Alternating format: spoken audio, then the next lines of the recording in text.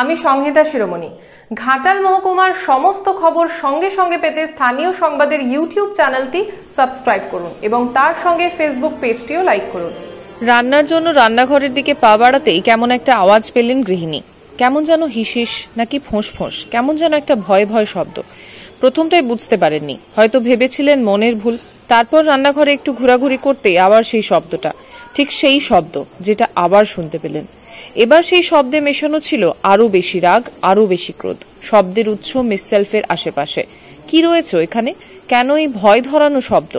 ঘটনাটি চন্দ্রকোনার বাঁকা গ্রামের। ভয়ে ওই গৃহবধূ বাইরে বেরিয়ে এলেন। লাটে উঠল রান্নার চিন্তা। পরিবারের লোকজনের কাছে সমস্যার কথা বলতেই তারা চিন্তা করে খবর দিলেন যথা জায়গায়। তারপর দেখতে থাকুন অনাগত সন্তানদের রক্ষার জন্য মায়ের ক্রোধ কেমন হয়। ব্যুরো রিপোর্ট, আমি সংহিতা শিরোমণি, স্থানীয় সংবাদ।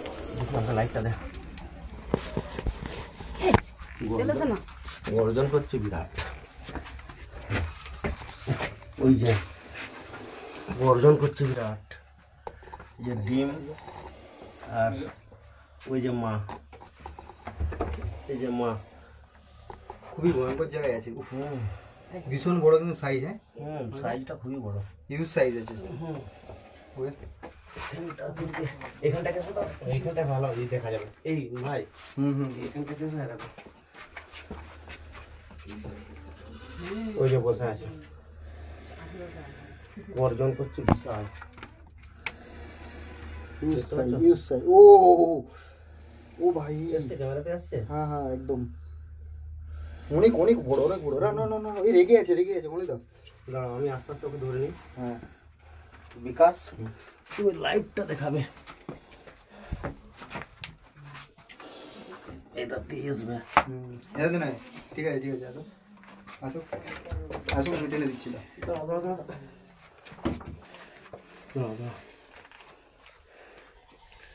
আবারও ডিমের কাছকেই চলে যাচ্ছে। আসলে যেটা সেটাই সে ইয়ে করবে। এই বলছি, ডিমের জন্য আমাকে একটা চিক কাগজ দাও। চিক কাগজ? আচ্ছা, রেডি আছে। আর এখানের কিছুটা মাটি আমাকে নিতে হবে, নিয়ে দিচ্ছি। ডিমগুলো যাতে আলাদাভাবে পোস্টিং করতে পারবো। হ্যাঁ হ্যাঁ হ্যাঁ, অবশ্যই, কোনো ব্যাপার না। সুন্দর হবে। আচ্ছা, তুমি হ্যাঁ,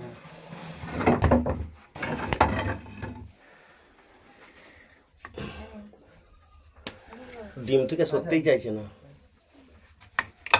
ডিম থেকে সত্যিই চাইছে না। এর এমন ভয়ঙ্কর ব্যাপার। আরে ঘরের ভিতরে ঢুকলো কি করে, এটাই তো মাটির বাড়িতে এদের এখন ডিম পাড়ার সময় না, এদের ডিম পাড়ার সময় এখন এটা হবে, কিছু করার নেই। চলো একটু বাইরে চলো, মাটির বাড়িতে এরা ডিম পাড়ে, এখনই ওদের ডিম, এবারে বর্ষার আগেটাই বাচ্চা হয়ে যাবে, বেরিয়ে যাবে। এখানটা গেছো, ফাঁকাটা গেছো।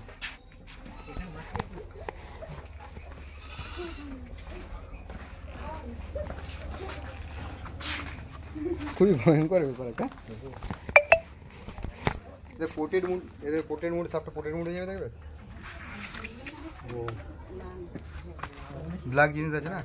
ও সাপ, কেন কোকরো সাপ বলবো?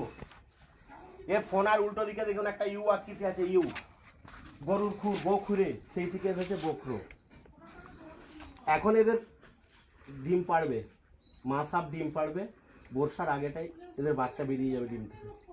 যেহেতু মাটির বাড়ি, এই মাটির বাড়িতে ও ডিম পেড়েছে, ভয়ের কোনো কারণ নেই। ডিম সহ আমরা নিয়ে যাচ্ছি, ডিম সহ আমরা পোস্টিং করব। বলুন তো, সাপে কাটলে কি করবেন? প্রথম করণীয় কি? সাপে বন্ধ করুন ওটা। সাপে কাটলে প্রথম করণীয় কি? দড়ি দিয়ে বাঁধতে হবে, তাহলে শ্মশান ঘাটে তাড়াতাড়ি যেতেও হবে। আপনি যদি দড়ি দিয়ে বাঁধেন তাহলে শ্মশান ঘাটে তাড়াতাড়ি যেতে হবে। তার কারণ ওই যেখানটায় দড়ি বাঁধবেন, বিষটা এক জায়গায় রয়ে যেয়ে ওই চামড়াটা পচিয়ে দিবে, গলিয়ে দিবে, তার ফলে কি হবে? অঙ্গহানি হবে। সাপে কাটলে প্রথম করণীয়, ওই ক্ষতস্থান বাঁধন না দিয়ে, ওই ক্ষতস্থান ব্লেড দিয়ে চিরে রক্ত না বার করে, ওই ক্ষতস্থান কোনো রকম নাড়াচাড়া না করে আপনাকে যেতে হবে নিয়ারেস্ট ব্লক স্বাস্থ্যকেন্দ্র হিসাবে চন্দ্রকোনা হসপিটাল বা ক্ষীরপাই।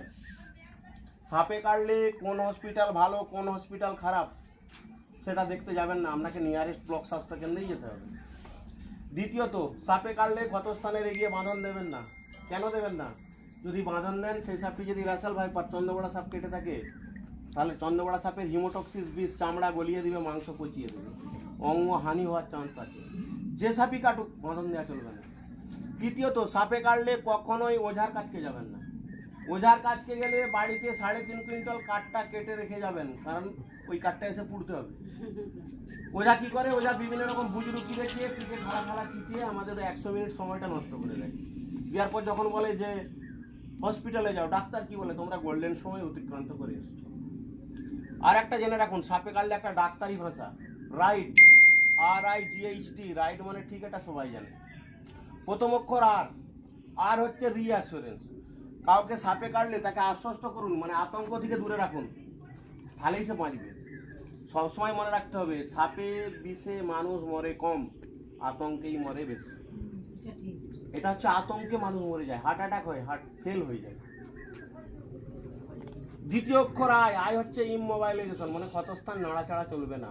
পায়ে যদি কাটে পা নাড়বো না, হাতে কাটলে হাত নাড়বো না, ওইভাবেই হসপিটাল যাবো। তৃতীয় চতুর্থ অক্ষর হচ্ছে জিএইচ মানে গো টু হসপিটাল। আমাদেরকে যেতে হবে গোল্ডেন সময়ের মধ্যে হসপিটাল, মানে 1 ঘন্টা 40 মিনিট, যেটা গোল্ডেন সময়। লাস্ট অক্ষর টি হচ্ছে টেল ফর ডক্টর ফর ট্রিটমেন্ট, মানে কোনো একটা রুগীকে, এই গ্রামটির নাম কি, জগন্নাথপুর থেকে আমি ক্ষীরপাই হসপিটালে নিয়ে যাচ্ছি। নিয়েতে যা সিমটম মানে লক্ষণ, কি কি লক্ষণ আসবে, চোখ বুজে আসতে পারে, গা বমি বমি করতে পারে, রোমকূপ দিয়ে রক্ত আসতে পারে, পেচ্ছাপ দিয়ে রক্ত আসতে পারে। নমস্কার, আমি Malay Ghosh, wild life rescuer. সাপ মারতেই মানুষের ভয় আছে, ভয় কাটাতেই আমরা চলে আসি মানুষের বিপদ থেকে উদ্ধার করতে। সেরকম একটি ঘটনা ঘটলো চন্দ্রকোনা থানার জগন্নাথপুর গ্রামে। এই গ্রামে এক বসত বাড়ি, মাটির বসত বাড়িতে প্রায় 20 থেকে 30টি ডিম নিয়ে বসেছিল একটি ভয়ঙ্কর গোবর সাপ। আমাদেরকে ফোন করা মাত্রই আমরা ফিল্ডে এসেছি, এসে সাপটি ডিম সহই উদ্ধার করলাম। এবং যার ফোনে এই গ্রাম থেকে আমি সাপটি উদ্ধার করতে এসেছি, তার কাছে জেনে নেবো যে কি ঘটনা ঘটেছিল। আপনার নাম? আমার নাম দীপা হাতি। আপনার কোন রুমটাই ছিল এই মাটির বাড়ির? মাঝের রুমে। আপনি কখন দেখেছিলেন? সকালে। তাহলে আপনি এত দেরি করে ফোন করেছিলেন কেন? দেরি হয়ে গেছে বলতে, একা মানুষ। যাই হোক, আমরা ডিম সহ এই সাপটি উদ্ধার করে নিয়ে যাচ্ছি। আমরা কিছুক্ষণ পর ডিম সহ এই সাপটিকে পোস্টিং করব, দেখতে থাকুন সেই ভিডিও। ঘাটাল মহকুমার সমস্ত খবর সঙ্গে সঙ্গে পেতে আমাদের এই চ্যানেলটিকে সাবস্ক্রাইব করুন।